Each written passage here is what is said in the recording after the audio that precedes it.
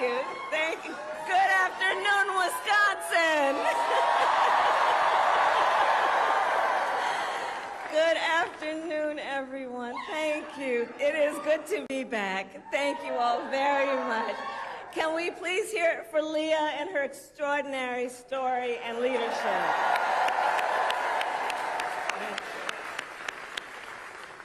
And I do believe our teachers do God's work. They teach other people's children, and God knows we don't pay them enough. Let's thank them. And it is so good to be here and be back with so many extraordinary leaders, including my friend, the great governor of Wisconsin, Tony Evers. He's here somewhere. My dear friend, Senator Tammy Baldwin.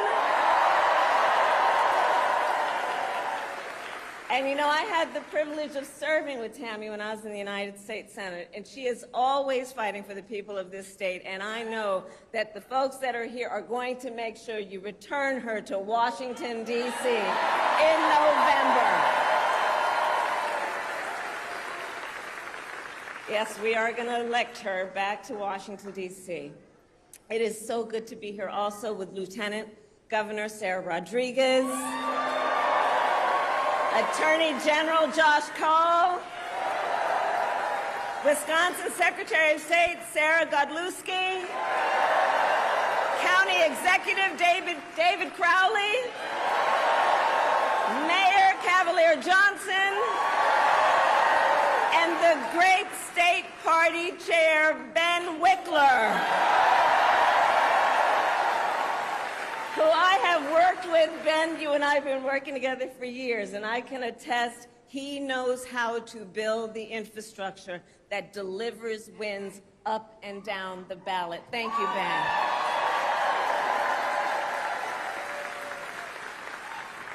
So it is good to be back in Wisconsin, and it is great to be in Milwaukee. As many of you know, our state campaign headquarters are in this city.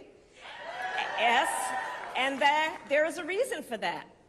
The path to the White House goes through Wisconsin. Yes, it does.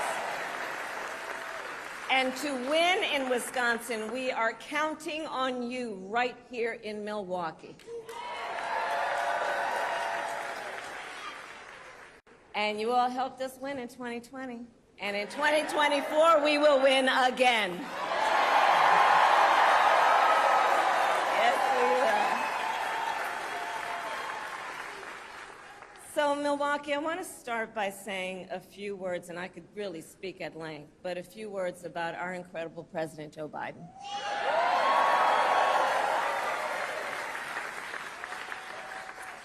It has truly been one of the greatest honors of my life to serve as Vice President to our President Joe Biden. Joe's legacy of accomplishment over his entire career and over the past 3.5 years is unmatched in modern history.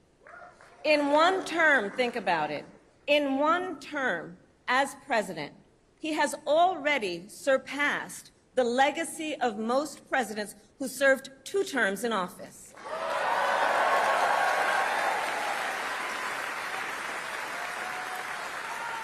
And I know we are all deeply, deeply grateful for his continuing service to our nation. And it is my great honor to have Joe Biden's endorsement in this race.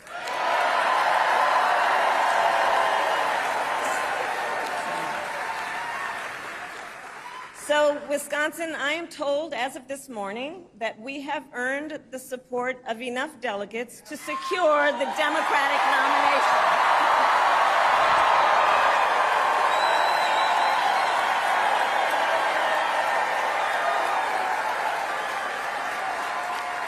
And I am so very honored, and I pledge to you I will spend the coming weeks continuing to unite our party so that we are ready to win in November.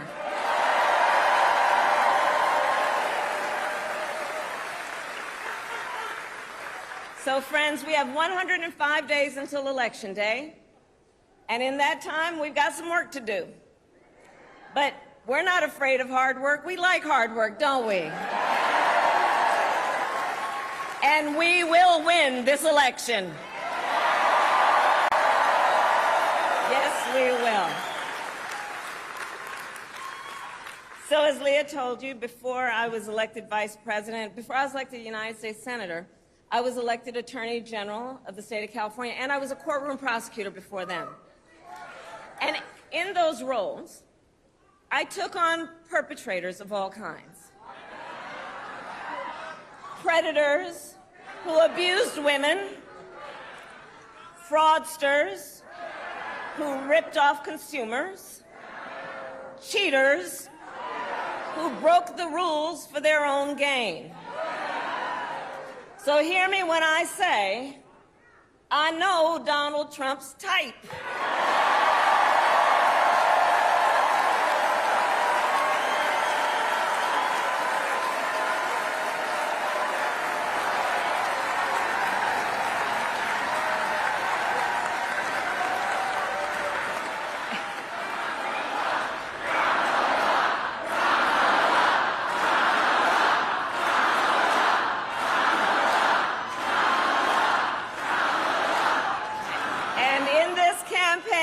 I promise you, I will proudly put my record against his any day of the week.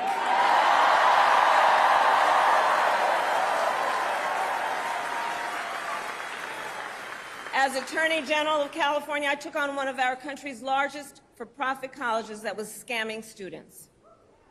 Donald Trump ran a for-profit college that scammed students.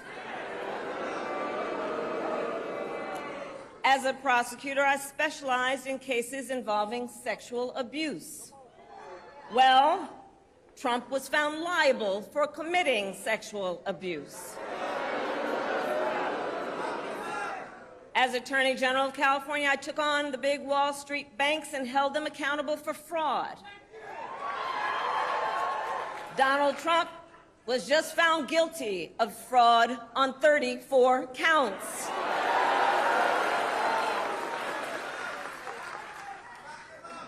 But let's also make no mistake, this campaign is not just about us versus Donald Trump. This campaign is about who we fight for.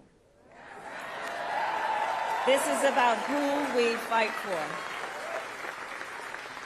Just look at how we are running our campaigns. So Donald Trump is relying on support from billionaires and big corporations. And he is trading access in exchange for campaign contributions. A couple of months ago, you all saw that a couple of months ago at Mar-a-Lago, he literally promised big oil companies, big oil lobbyists, he would do their bidding for $1 billion in campaign donations. On the other hand, we are running a people-powered campaign.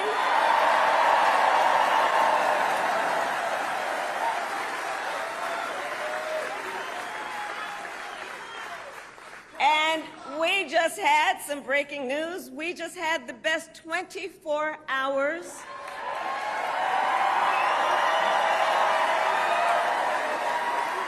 of grassroots fundraising in presidential campaign history. All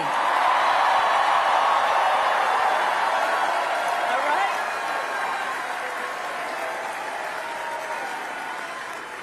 And because we are a people-powered campaign, that is how you know we will be a people-first presidency. And Wisconsin, this campaign is also about two different visions for our nation. One, where we are focused on the future. The other, focused on the past. We believe in a future where every person has the opportunity not just to get by, but to get ahead.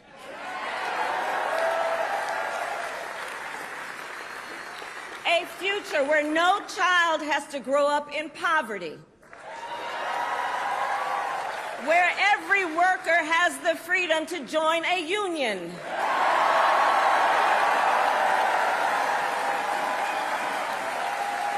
where every person has affordable health care, affordable child care,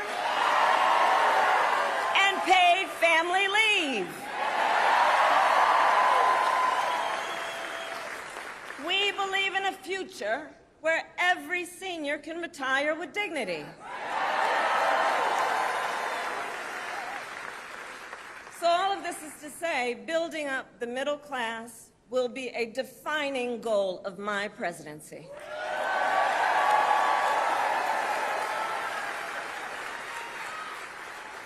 Because here's the thing we all here, Wisconsin, know. When our middle class is strong, America is strong.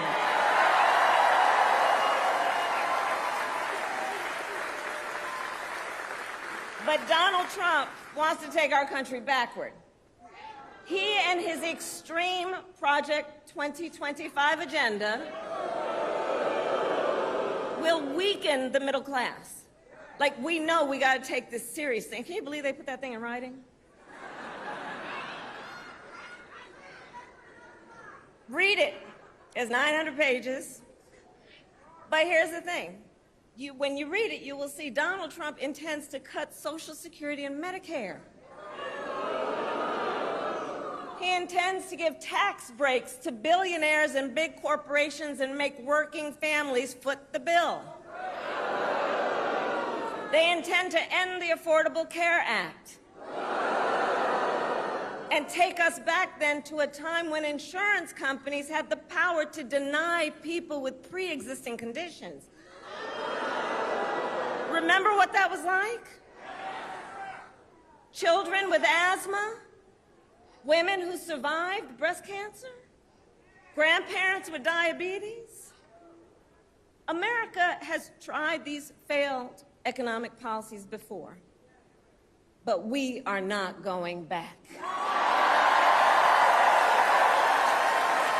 are not going back. Not going back. We're not going back. We are not going back.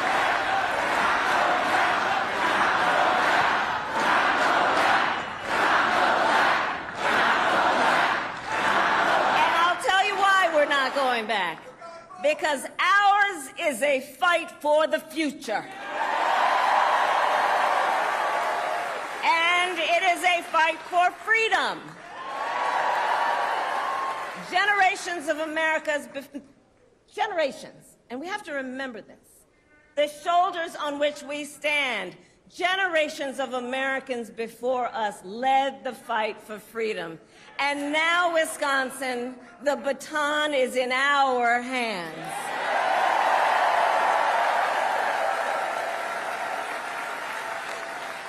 We, who believe in the sacred freedom to vote, will make sure every American has the ability to cast their ballot and have it counted. We, who believe that every person in our nation who should have the freedom to live safe from the terror of gun violence, will finally pass red flag laws, universal background checks, and an assault weapons ban.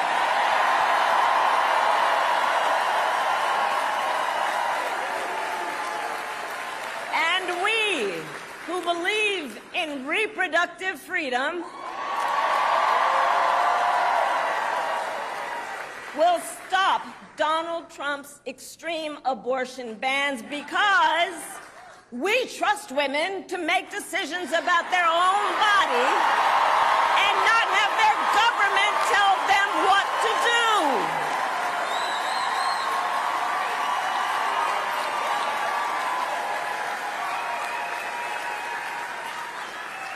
And when Congress passes a law to restore reproductive freedoms, as President of the United States, I will sign it into law.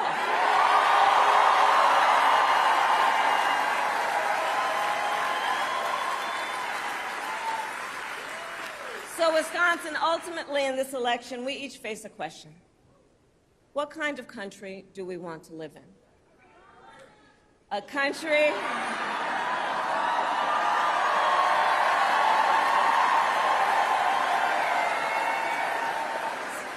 And to your point, do we want to live in a country of freedom, compassion, and rule of law? Or a country of chaos, fear, and hate?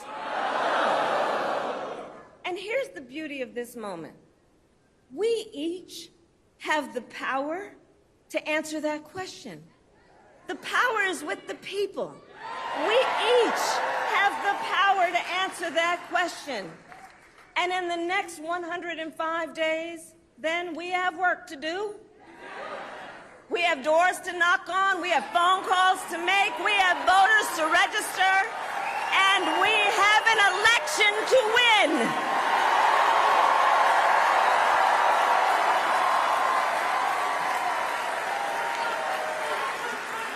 So, Wisconsin, today I ask you, are you ready to get to work? Do we believe in freedom? Do we believe in opportunity? Do we believe in the promise of America? And are we ready to fight for it?